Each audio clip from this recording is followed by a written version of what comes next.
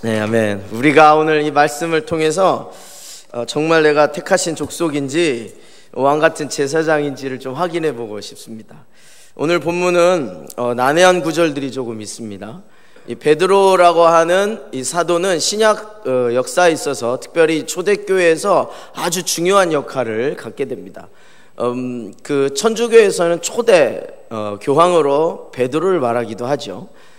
그런데요, 이 중요한 부분은 바로 무엇이냐면 이 베드로와 바울의 관계를 우리가 좀 이해하고 말씀을 들을 필요가 있습니다.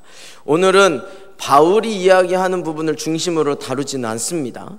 왜냐하면 이 베드로와 바울은 주님께서 다른 영역의 특별한 부르심 안에서 헌신한 부분이 있습니다. 이 베드로는 유대인들을 위해서 많은 사역을 했고요, 초대의 많은 교회들을 대상으로 사역을 합니다. 그러나 이 바울은 특별히 이방인을 위하여 택하신 그릇이다라고 하셔서 이방인들에게 어떻게 하나님께로 나아가야 하는 것인지를 가르치고 그들에게 도전하는 사역에 집중되어져 왔습니다. 그래서 이 바울은 초대교회 가운데에 복음이 전파되어진 후대에서야 이 바울이 사도직에 대한 인정이 공공연하게 인정되어지거나 이 바울에 대하여서 높은 평가를 받게 되지만, 사실 그 1세기 당시에는 예루살렘 교회와 온 교회의 실제적 지도자는 베드로와 야고보와 요한이었습니다. 오늘 우리가 보게 되는 이 말씀은 그러한 입장에서 이 베드로가 이 초대교회 전체에게 주는 메시지를 듣는 것입니다. 이것은 이방인들이 구원을 얻은 이후에 붙들어야 될 메시지가 되는 것입니다. 1절을 같이 볼까요? 그리스도께서 이미 육체의 고난을 받으셨으니 라고 이야기하고 있습니다. 그냥 쭉 읽어 지나가면 예수님이 육체의 고난을 받으셨다라고 지나갈 수 있지만, 이 말씀은 아까 말씀드린 것처럼 그런 의미의 수준으로 말씀하는 게 아니에요. 예수님이 받은 육체의 고난의 의미는 바로 무엇이냐면, 예수님 자신의 죄에 대한 내용이 아니라 이 땅의 인류에 대한 죄를 감당하셨고 그것은 육체로 고난을 통해서 이겨내셨다라고 하는 뜻입니다. 예수님이 육체로 이 땅의 백성들의 죄를 담당하셨기 때문에 우리가 그러한 예수님의 육체의 고난을 받으신 것을 본받는다는 뜻은 우리도 우리의 죄와 우리의 잘못에 대하여서 고난을 받는 것이 아니라 다른 사람의 죄와 다른 사람의 고난과 이 땅의 아픔에 대하여서 고난을 받는 그러한 삶을 사는 것으로 우리를 인도한다는 뜻입니다. 할렐루야.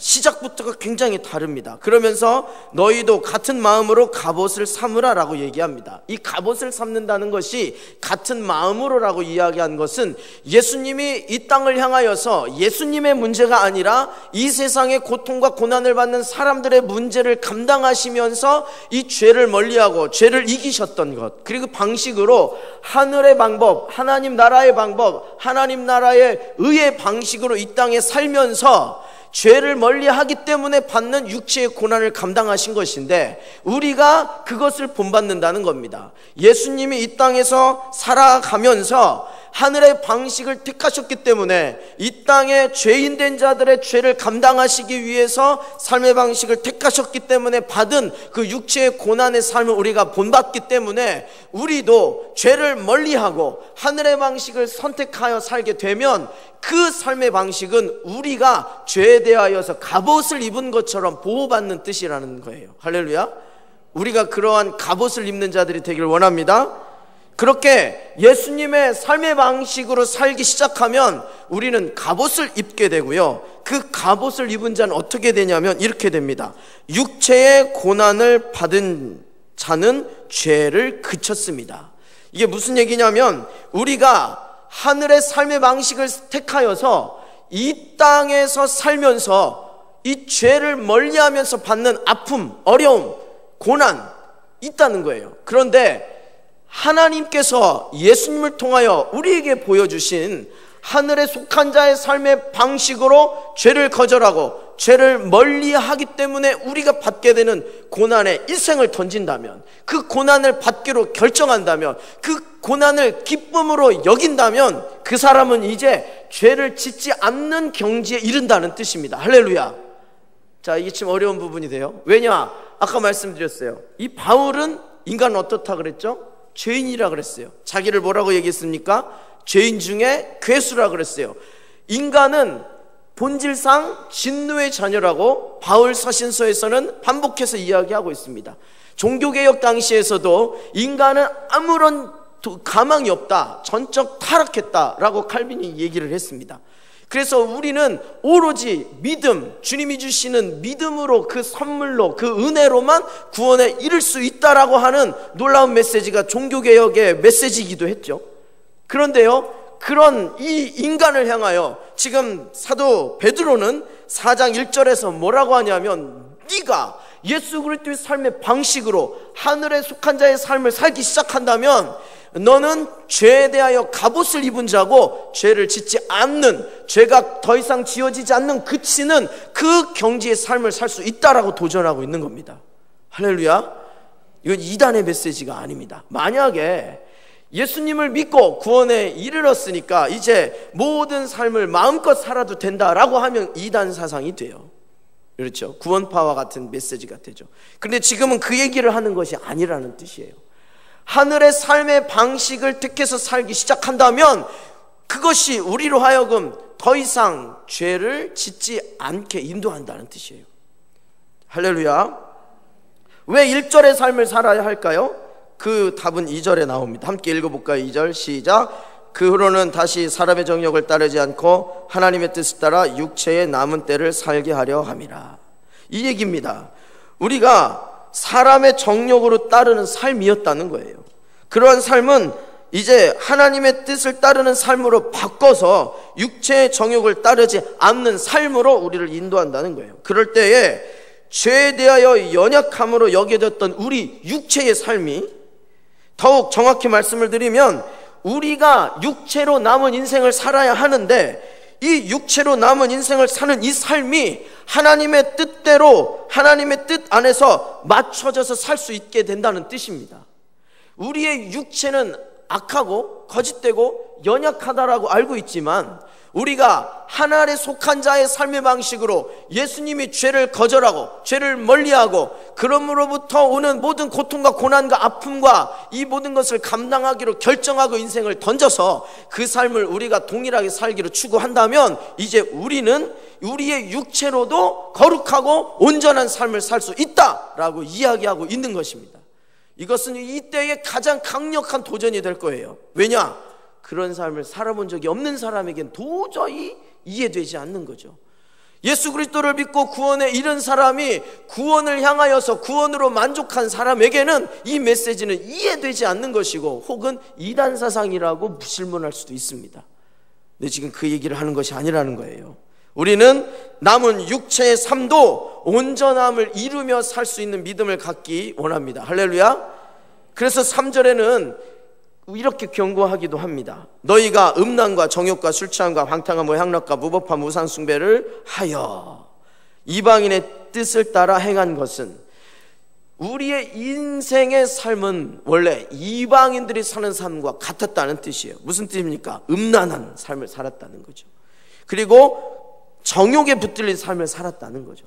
그리고 술 취하고 방탕하고 향락, 이 땅의 즐거움을 누리며 살았다는 거예요.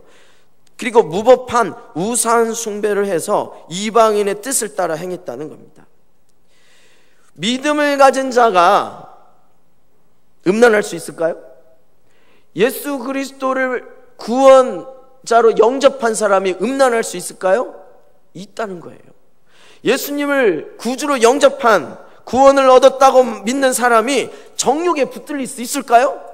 있다는 거예요.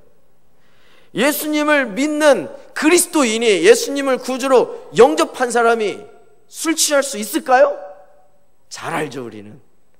그럴 수 있다는 걸. 예수님을 구주로 영접한 사람이 방탕할 수 있을까요? 자기의 삶을 규모 있게 경영하지 않죠. 시간을 마음껏 사용하죠. 재정을 흥청망청 쓰죠. 주머니에 들어오는 것은 아는데 나가는 것은 모르는 삶을 살 수 있죠. 여기는 안 계신 것 같으네요. 네. 자, 믿음을 갖고 있는, 예수님을 구주로 영접한 사람도 이렇게 살 수 있는 거예요.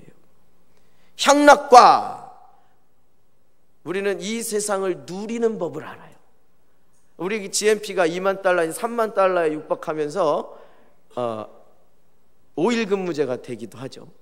점점 향락의 세계의 그리스도인들이 깊이 연관이 되는 거예요. 아무도 여기에 안전하다고 말할 수 없죠. 또한 뭐라고 말합니까? 무법한 우상 숭배를 한다고 말해요.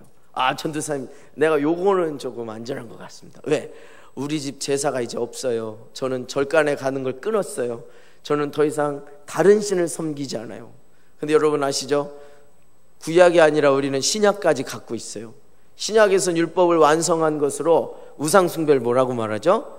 하나님보다 더 사랑하는 것. 우리가 하나님을 사랑한다고 하면서 우리 삶이 가장 많이 시간을 들이고 가장 많이 고민하는 것이 진짜 사랑하는 것이에요. 때로는 우리는 돈을 벌기 위해서, 돈 때문에 우리의 시간과 모든 에너지를 씁니다. 때로는 주일도 제껴요. 하나님이 나에게 특별한 은혜의 메시지를 줄 SG 수련회도 제껴요. 왜? 돈 벌어야 되니까. 전도사님, 먹고 살아야 되는 거 아닙니까? 제가 굶으라고 하는 뜻은 아니고요. 먹고 살아야 되죠. 근데 지금 무슨 얘기하는 거죠? 하나님보다 더 사랑하는 것이 있다면 그게 우상숭배예요.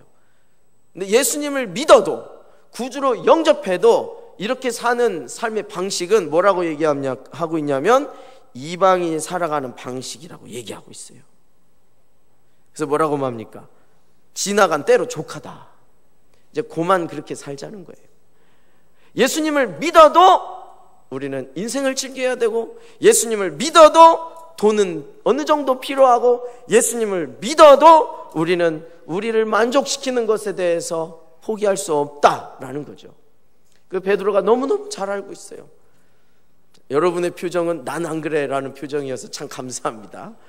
할렐루야. 그렇지만 그 누구도 이 메시지 앞에 자유로울 수도 없는 거예요.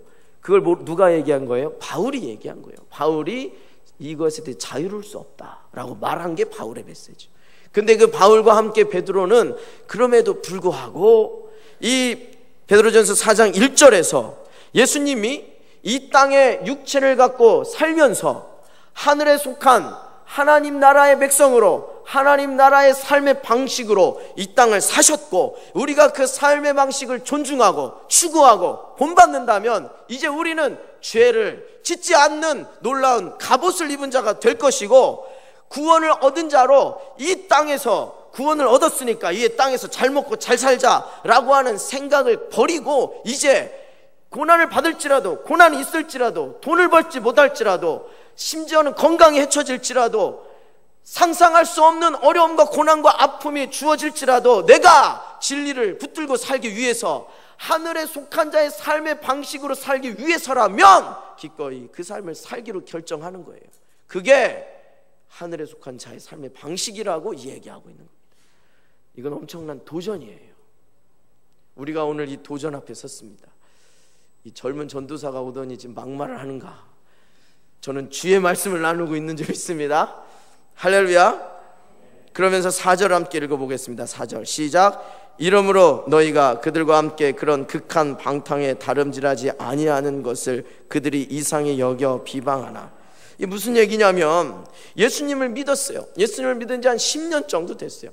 예수님을 믿고 내가 구원의 확신을 얻고 교회 봉사 열심히 합니다. 직분을 받았습니다. 그런데 우리 삶의 방식이 아직도 땅에 속한 구원받은 자의 삶의 수준에서 살고 있어요. 그래서 열심히 돈을 벌고 열심히 교회 봉사하고 열심히 종교적 생활을 했는데, 오늘 메시지를 듣고 보니까 SG 수련회를 통해서 어떤 성령의 특별한 깨달음 우리에게 주실 때, 삶의 방식을 바꿔야겠구나, 내가 하늘에서 사는 이 속한 백성의 사고방식으로, 라이프 스타일로 내 인생을 바꿔야겠다라고 하고 여러분의 삶을 딱 바꾸면 어떤 일이 벌어지냐면, 주변 사람들이 깜짝 놀라는 거예요. 너 왜 그래? 너 어제 그 친구가 아니야? 가장 많이 놀라는 사람 누굴까요? 가족이에요. 가족. 얘가 이상해. 요즘에 달라졌어. 무슨 일이 있었던 것 같아. 이번 수련회는 뭔가 심상치 않은데, 이러면서 막 얘기를 하기 시작하는 거죠. 그런데 시간이 가면 어떻게 될까요? 이런 얘기 하는 거예요. 송충이는 솔잎을 먹고 살아야 돼. 내가 너의 죄를 다 알아. 내가 네 인생의 과거를 모두 알아. 너와 내가 20년을 같이 살았다. 네가 예수를 믿기 전에 인생도 알고 네가 예수를 믿고 난 후에 인생도 아는데 이건 아닌 것 같아. 오늘 나는 술 친구가 필요해. 너 예전에 술 잘 먹었잖아. 한잔하자. 이렇게 유혹을 한다는 거죠. 너 인생 얼마나 즐기며 살았냐. 너 예수 믿고도 교회 열심히 봉사하면서 주일 하루만 주님께 온전히 드리면 됐지. 월요일부터 토요일까지 혹은 금요일까지는 너 나와 함께 했지 않았냐? 나와 함께 즐겼던 인생을 왜 내 동댕이 치냐? 넌 나쁜 친구다. 예수 믿으면 그렇게 나쁜 놈 되냐? 막 이러는 거예요.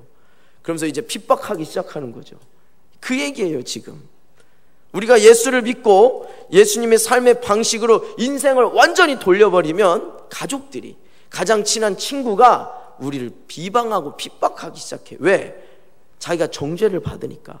이 사람이 진리에 붙들렸어요. 삶의 방식이 달라요. 예수를 믿을 때는 좀 그냥 봐줬는데 이제는 삶의 방식이 완전히 돌아섰어요. 그러니까 이제 같이 사는 게 불편해. 말하기도 힘들어. 너무 거룩해 보여가지고 이제 이 친구가 거북해졌어요. 그러니까 어떻게 돼요? 핍박해요. 돌아와, 이렇게. 나와 함께 옛날의 인생을 즐기자, 이렇게 유혹하는 거예요. 여러분, 이때 넘어가시면 안 됩니다. 이때 넘어가면 큰일 납니다. 그러면 우리는 구원은 받으나 땅에 속한 인생으로 밖에 전락해서 살 수밖에 없는 거죠. 근데 안타까운 일은 5절이에요 5절 함께 읽어볼까요? 시작. 그들이 산자와 죽은 자를 심판하기로 예비하신 이에게 사실대로 고하리라. 무슨 얘기냐? 우리의 인생이 주님께 완전히 돌아간 후에 우리를 핍박하고 비방한 가족이라도, 친구라도 사실은 마지막 심판 때에는 자기의 인생의 죄를, 자기 인생의 악을 그리스도 앞에서, 심판대 앞에서 다 고백하고 지옥으로 가게 되는 거예요. 우리는 지금 깨달았어요. 구원을 얻었다. 삶의 방식을 하나님 나라에 속한 백성으로 바꿔야 살아야 된다는 것을 오늘 말씀을 통해서 깨달았어요. 그래서 우리는 그 삶으로 바꿨어요. 그러면서 깨달아지는 게 뭐냐면, 어쩌면 우리 가족이, 어쩌면 나의 친한 친구가 쟤는 결국 죄인이고 쟤는 결국 지옥에 가겠다는 걸 알아버리는 거예요. 그러면서 마음이 아파요. 우리가 고민하게 돼요. 왜 우리가 VIP 축제를 합니까? 이것 때문에 그래요. 우리 교회에 교인 수를 한 명 더 채우면 좋지요. 가득 차면 좋죠. 얼마나 좋겠어요. 근데 VIP의 핵심은 그거예요. 내가 예수님을 따라 살기로 결정했는데, 구원을 얻은 자인데, 구원을 얻고 보니까, 구원을 얻은 자가 이제 하나님 나라에 속한 백성의 삶의 방식으로 살다 보니까 그렇지 않은 사람을 보면서 걱정이 되는 거예요. 쟤는 곧 다가올 심판의 때 지옥 가게 생겼고, 심지어는 지 죄를 다 고백하고 지옥 가게 생겼는데 어떻게 하면 좋냐는 거죠. 그래서 그 친구가 눈에 밟히기 시작하는 거예요. 마음에 나에게 십자가로 주어지는 거예요. 예수님이 지신 십자가는 예수님이 죄를 해결하기 위해서 지신 십자가가 아니었어요. 우리는 우리의 죄의 십자가를 질 수가 없어요.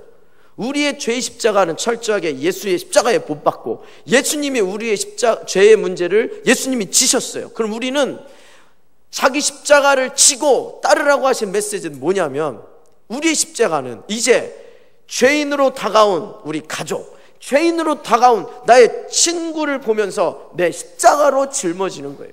전사님, 저는 아직 거룩하지 않은데요, 저는 아직 믿음의 분량이 약한데요. 상관이 없어요. 왜? 이 멍에는 우리가 지는 게 아니라 예수 그리스도의 능력과 힘으로 지는 겁니다. 이 십자가는 나의 힘과 능력으로 지는 게 아니라 나의 멍에는 쉽고 가볍다고 했어요. 우리가 그리스도의 삶의 방식을 선택하는 순간 우리는 하늘에 속한 자로 완전히 존재가 바뀌고 생각이 바뀌고, 이제 다른 사람의 죄, 다른 사람의 고통, 다른 사람의 고난을 함께 짊어지고 그들의 인생을 끌어가는 십자가를 지는 자로 바뀌는 겁니다. 그게 우리의 부르심이에요. 지금 베드로는 그 얘기를 하고 있는 거예요. 할렐루야. 6절에 이렇게 나옵니다. 굉장히 난해한 구절이에요. 이를 위하여 죽은 자들에게도 복음이 전파되었으니. 이거 갖고 좀 여러 가지 분분합니다. 해석이 아직도 쉽지가 않아요. 예수님이 부활하신 다음에 지옥으로 내려가서 지옥에 있는 멸망된 자들에게 복음을 전파하셨다라고 말하는 학자도 있지만 그건 아닌 것 같아요. 여기서 얘기하는 메시지는 전후를 쭉 살펴보면서 원어의 해석을 좀 더 깊이 보면 이런 뜻입니다.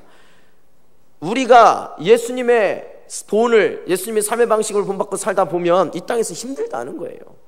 이 땅에서 좀 어렵다는 거예요. 근데 꼭 그렇게 살아야 합니까?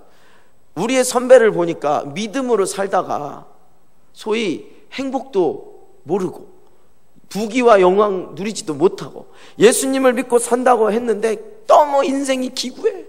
그 사람들이 죽었어요. 그 사람들의 인생은 뭡니까? 라는 질문에 이렇게 대답하는 거예요. 이미 예수 그리스도의 복음을 영접하고 하나님 나라에 속한 삶의 방식으로 살면서 그들이 고난만 받다가 죽은 그 죽음에 있는 그 영혼에게도 하나님 나라의 복음은 유효하다. 그래서 그 믿음의 능력은, 그 복음의 능력은 심판의 때에 그들을 온전하게 하나님 나라의 백성으로 회복한다는 거예요. 우리가 그래서 믿음 생활하다가 어떤 사람처럼 멋지게 살지 못해도, 우리가 믿음 생활하다 어떤 사람처럼 명예롭고 영화롭고 사람들에게 주님의 영광을 드러낼 만큼 아름다운 모습을 갖지 못했을지라도, 그렇게 죽어버릴지라도 이 복음의 능력은 마지막 때에, 심판의 때에 주님의 그 영화로운 세계로 우리를 인도한다는 것입니다. 할렐루야. 하늘에 속한 자는 무엇을 보아야 하는가? 구원을 얻은 백성으로 이 땅에서 잘 먹고 잘 사는 걸 추구하는 게 아니라는 거예요. 그런데 이제 혼란이 와요. 왜요? 믿는 자에게는 능치 못함이 없죠. 머리가 될지언정 뭐가 되지 말아야 돼요? 꼬리가 되지 말아야 돼요. 그렇죠? 할 수 있거든이 무슨 말이냐? 믿는 자에게 능치 못함이 없느니라는 말씀은 성경에 있는 말씀이에요. 나가도 복을 받고 들어와도 복을 받아요. 성경에 있는 말씀이에요. 예수를 믿으면 복을 받죠? 할렐루야. 복을 받습니다. 성경에 있는 말씀이에요. 그런데요, 이 말씀 때문에 어떻게 됐죠? 이 말씀이 바르게 해석되지 않아서 어떻게 됐죠? 예수를 믿고 구주를, 나의 그리스도를 나의 구주로 영접했는데 땅에서 구원을 받은 사람의 삶으로 살고 있는 거예요. 예수를 믿었다면 이제 땅에 속한 자가 아니에요. 어디에 속한 자입니까? 하늘에 속한 자예요. 하늘에 속한 자의 삶의 방식으로 살지 않고 이 땅에서 머리가 될지언정 꼬리가 되지 않으려고 그래요. 이 땅에서 들어가도 복을 받고 나가도 복을 받으려고 그래요. 심지어는 뭐라 그럽니까? 하나님의 영광을 위하여서 우리는 사업을 해요. 하나님의 영광을 위해서 우리는 좋은 학교를 가야 돼요. 하나님의 영광을 가리지 않기 위해서 우리는 성공해야 돼요. 좋은 명예를 얻어야 돼요. 승진해야 돼요. 다 거짓말이에요. 다 거짓말이에요. 속은 거예요. 하나님의 영광을 위해서 좋은 대학교 가는 건 거짓말이에요. 왜? 좋은 대학교 간 친구들이 언제 하나님 영광을 위해 삽니까? 자기 인생을 위해 살지. 100이면 100 다 그래요. 그런데요, 하나님의 영광을 위해서 살기로 결정한 사람이 좋은 대학을 가면 하나님의 영광을 위해서 사는 거예요. 순서가 바뀌었어요. 하나님의 영광을 위해서 살기로 결정되지 않는 그 인생은 복을 주어지면 자기의 영광으로 산다는 거예요. 명예가 주어지면 자기 명예를 위해서 살아요. 구원을 받았으니까 주일날 예배는 와요. 좋은 직분을 받아요. 그리고 직장에 가서, 학교에 가서, 자기 삶의 현장에 가서는요, 세상이 원하는 방식을 배우는 거예요. 비즈니스는 비즈니스 방식으로, 공부는 공부하는 방식으로, 인류대 가는 방식으로 선수 학습하고 학원 다니고 공부하고 주일 예배 빠지고, 믿음보다 우리는 먼저 되는 게 너무 많아요. 망할 징조예요. 여러분, 경고를 베드로가 우리에게 줍니다. 그리스도를 구주로 영접했냐? 영원한 생명을 얻었냐?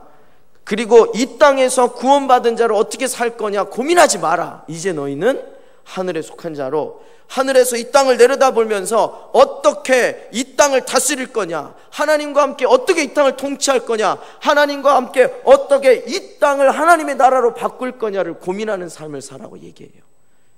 베드로서를 전후로서를 쭉 살펴보면 거짓 메신저가 나와요. 거짓 메시지는 무슨 얘기를 합니까? 구원을 얻었냐? 복 받아라. 구원을 얻었냐? 하나님 영광 위해서 성공해라. 이렇게 얘기하는 게 거짓 메시지예요. 오늘 우리 베드로서를 통해서 우리는 그런 도전을 받고 있습니다. 왜 이 얘기를 합니까? 7절 때문에 그렇습니다. 함께 읽어볼까요? 7절 시작. 만물의 마지막이 가까웠으니 그러므로 너희는 정신을 차리고 근신하여 기도하라. 아멘. 너희는 정신을 차리고 근신하여 기도하라. 왜? 만물의 마지막이 가까웠으니. 창조, 타락, 구속, 그리고 예수님이 오셔서 모든 것을 회복하셨습니다. 창조가 있었고요, 타락이 있었고요, 예수님이 오셔서 온전함을 이루셨어요. 이제 종말만 남았어요. 내일 예수님이 오셔도 돼요. 예수님이 내일 오실 수 있어요. 우리는 종말에 임박한 인생을 살고 있어요. 그런 종말에 임박한 인생을 산다는 뜻은 바로 무엇이냐면 하늘에 속한 자의 삶의 방식으로 산다는 뜻이에요. 그런데 이 사람들이, 바울은 잘못한 적이 없어요. 로마서는 잘못된 성격이 없어요. 바울 서신은 너무너무 고귀하고 훌륭한 말씀인데 왜 구원을 얻은 거에서 안주하고 이 땅에 깔아뭉개서 살려고 하냐는 거예요. 구원을 얻었느냐? 하늘에 와서 보호자에서 이 땅을 다스리자고 말합니다. 그래서 뭐라고 말씀하시냐면 내가 거룩하니 너희도 거룩하라고 말씀하십니다. 왜냐? 이것은 마지막 종말의 때에 이뤄야 될 메시지라고 하는 것입니다. 그래서 이 종말의 때 어떤 삶을 사는지 삶의 방식을 8절에서 11절까지 얘기합니다. 뭐라고 얘기합니까? 8절 읽어볼게요. 시작. 무엇보다도 뜨겁게 서로 사랑할지니 사랑은 허둥한 해물을 덮느니라. 이게 무슨 얘기예요? 종말의 때에 왔어요. 하나님 나라의 백성처럼 살아야 된다고 했어요. 그럼 뭔가 거창한 얘기를 할 거, 뭔가 새로운 얘기를 할 것 같아요. 그런데 바울도 얘기했고 베드로도 얘기했고 요한도 얘기했고 예수님도 얘기했고 모두가 얘기하면 또 그 얘기를 하는 거예요. 뭡니까? 사랑. 근데 이 사랑은 어떤 사랑이냐? 뜨거운 사랑이에요. 허다한 죄를 덮는 사랑이에요. 이게 종말의 사랑이에요.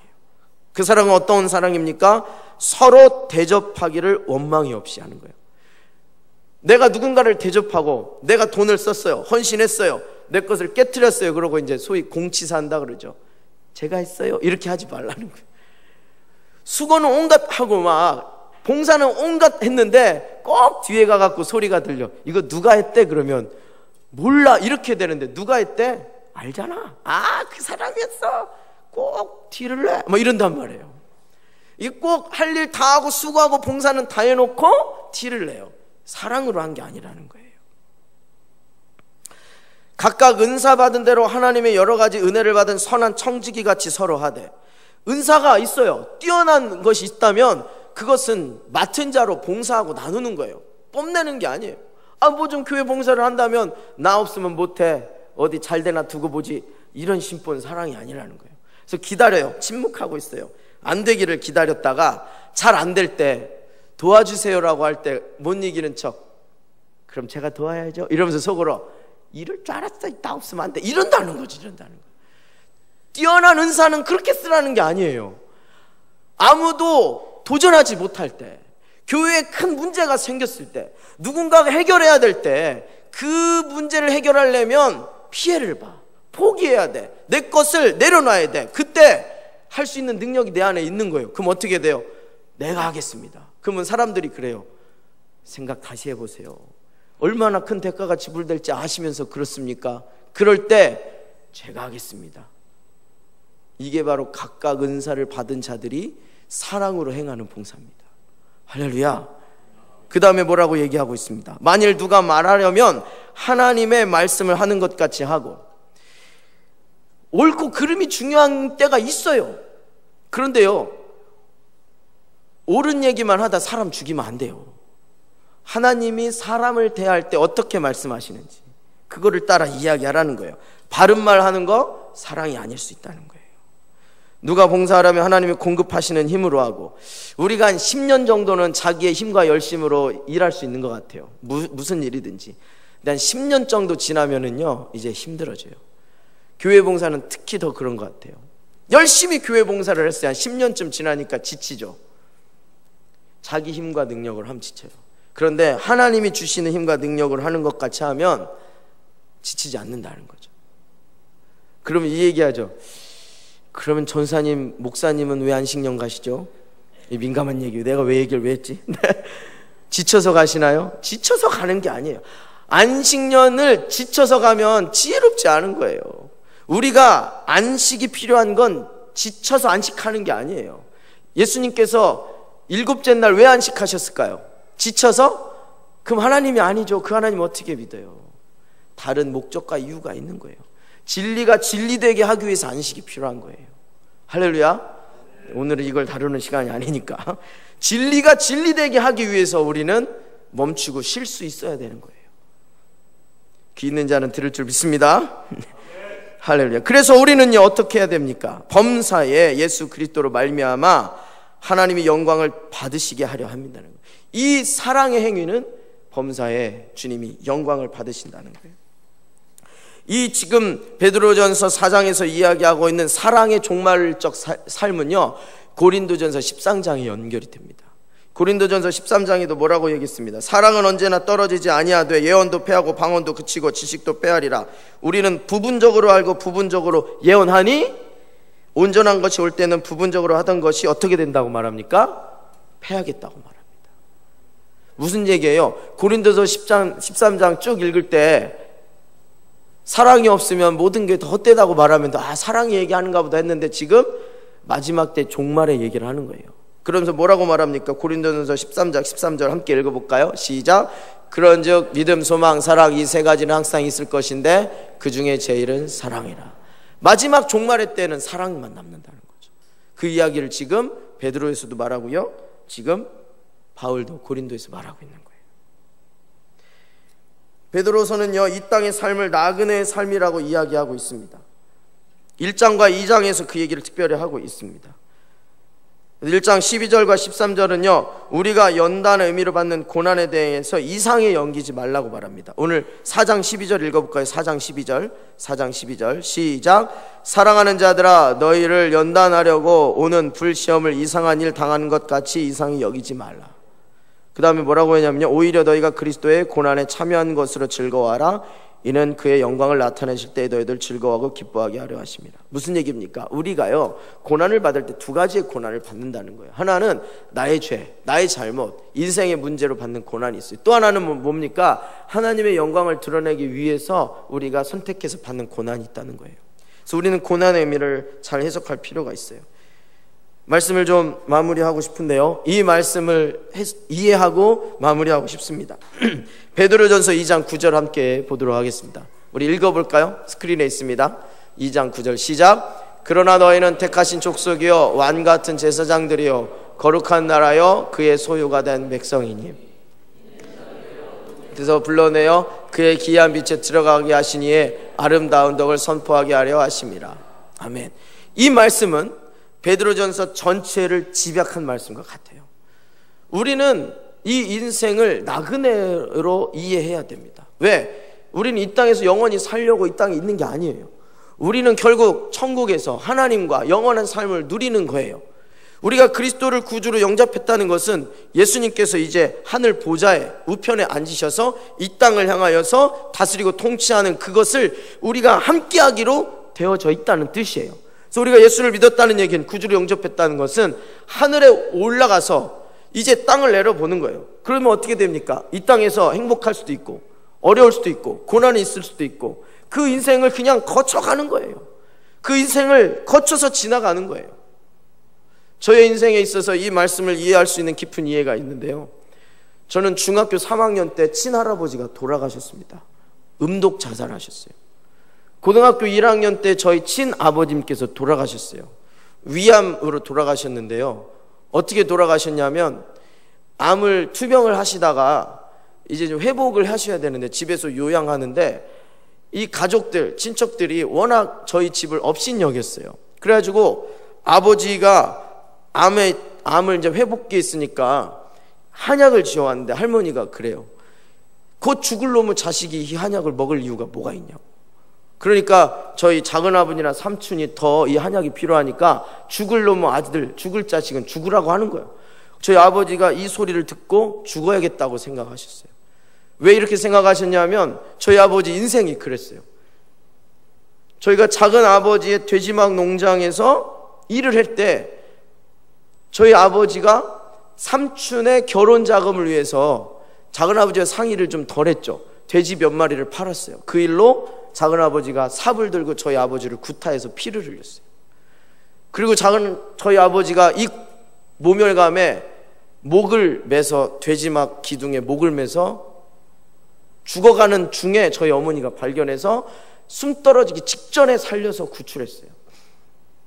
그렇게 계속 사셨고 저는 어릴 때부터 그걸 보면서 컸어요. 그때 저희 어머니는 열심히 기도하고 열심히 새벽 기도하고 열심히 금식하고 온갖 종류의 믿음 생활을 충실히 했죠. 하나님을 믿고 구원을 받았는데 인생이 너무 삭막한 거예요. 그러다 저희 아버지가 할머니의 그 얘기를 듣고 죽겠다고 하고 그날 나가셔서 술을 진탕 드시고 그날 저녁에 돌아가셨어요. 아버지가 임종하는 걸 제가 눈으로 보고 그때 손을 붙들었습니다.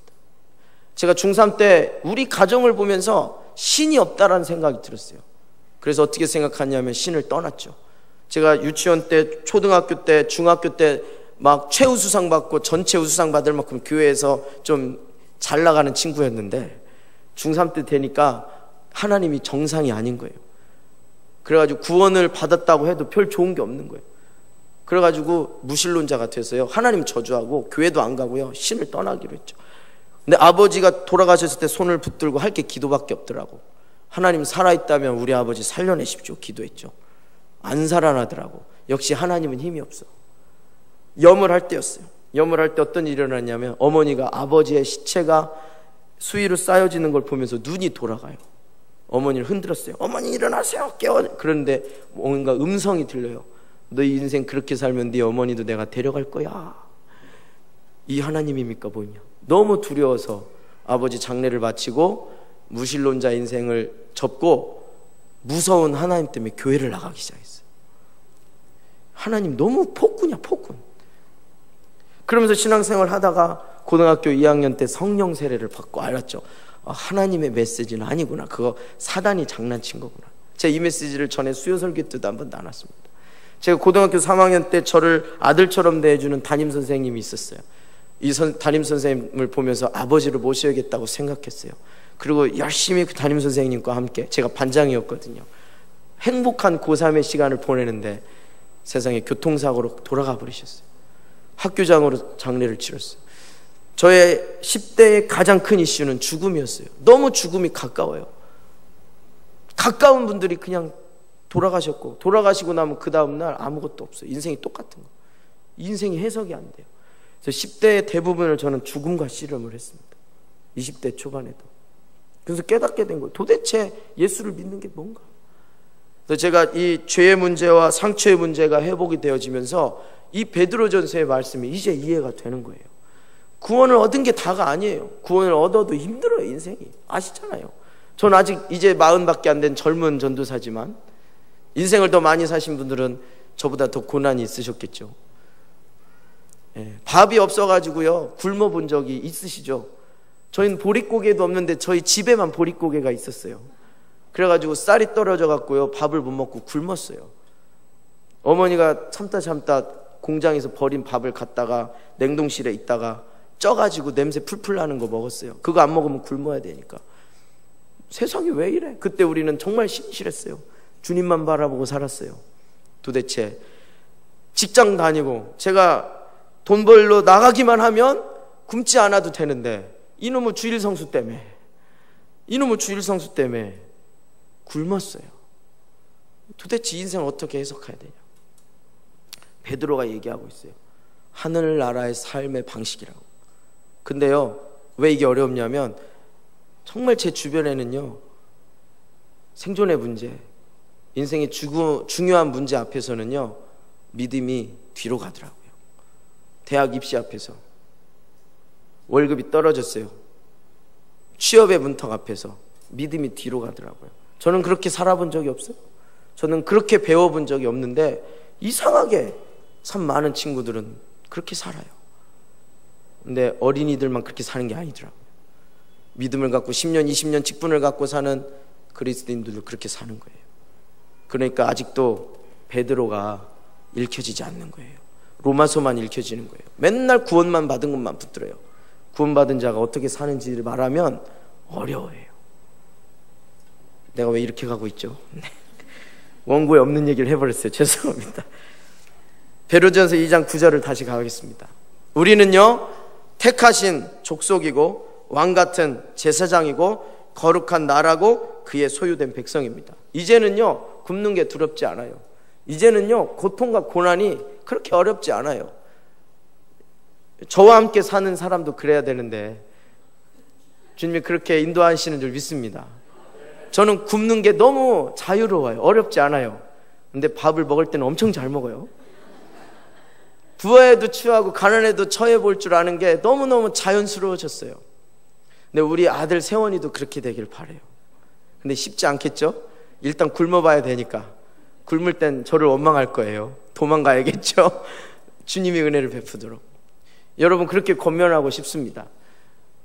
짧은 인생이지만 믿음 때문에 욕먹고요, 믿음 때문에 굶고요, 믿음 때문에 실패했는데요, 지금 땅에 사는 게 행복합니다. 고난받고 고통받는 게 별로 어렵지 않습니다. 어지간한 문제 갖고 저를 유혹하고 넘어뜨리는 건 어려워요.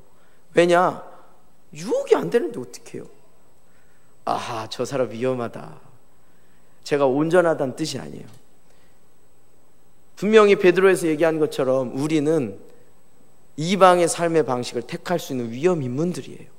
그런데 예수님이 삶의 방식을 갑옷으로 입었다면 죄 안 짓게 돼요. 성화되는 과정에서 죄를 뛰어넘는 거예요. 맨날 죄와 씨름하고 인생의 문제와 씨름하고 맨날 상처와 씨름하면 언제 이 세상을 다스리겠다는 거예요. 젊은 청년, 이따 3부 예배 큰일 났어요. 이 메시지 이제 청년들 들으려면 이제 어려울 거야. 결혼 어떻게 하냐? 돈 갖고 결혼하는 거 아니죠. 저는 한 달 수입이 30만 원일 때 결혼했어요. 진짜 되던데요? 어쩔 수 없어요. 전 이렇게 살았어요. 제 인생을 부정해받아 어쩔 수 없는 거죠. 왜? 하늘에 속해서 살면 하늘의 방식이 풀어지는 거예요. 그러면 전사님 만약에 안 풀어지면 어떻게 합니까? 인생 접으면 되죠. 하늘에 이미 가 있는데 그 이 땅에서 안 풀어진 것 때문에 바둥바둥하냐? 지금 베드로가 하는 게 그 얘기예요. 만약에 하나님 나라의 원칙대로 살면서 안 되면 어떡해요? 그게 이미 땅에 속한 사고방식이라는 거예요. 할렐루야. 지금 젊은 전도사가 지금 큰 도전을 하고 있습니다. 나의 비전, 나의 소망, 나의 자존심까지 십자가에 못 박기를 바랍니다. 할렐루야. 나의 생명을 주님께 드리기 바랍니다. 오직 하나님이 하시고자 하는 것이 무엇인지 하늘에서 주님과 내려다 보면서 이 땅을 다스리는 왕같은 제사장 되기를 소원합니다. 그러면 건강 주고 돈 주고 다 줘요. 저 다 가졌잖아요. 아내도 가졌고 다 가졌어요. 아시죠? 정말 행복해요. 부족함이 없는 인생을 삽니다. 그것이 이 땅에 그리스도인이 존재하는 이유인 줄 믿습니다. 그것이 이 땅에 교회가 존재하는 이유인 줄 믿습니다. 좀 시간이 많이 갔으니까요, 이제 기도합시다. 할렐루야. 그런데 우리가 로마서의 인생을 완벽하게 깨닫고 산 다음에 이 베드로서의 인생을 살 때 통과해야 될 게 있어요. 그게 뭐냐면 죄의 문제를 해결해야 돼요. 상처의 문제를 해결해야 돼요.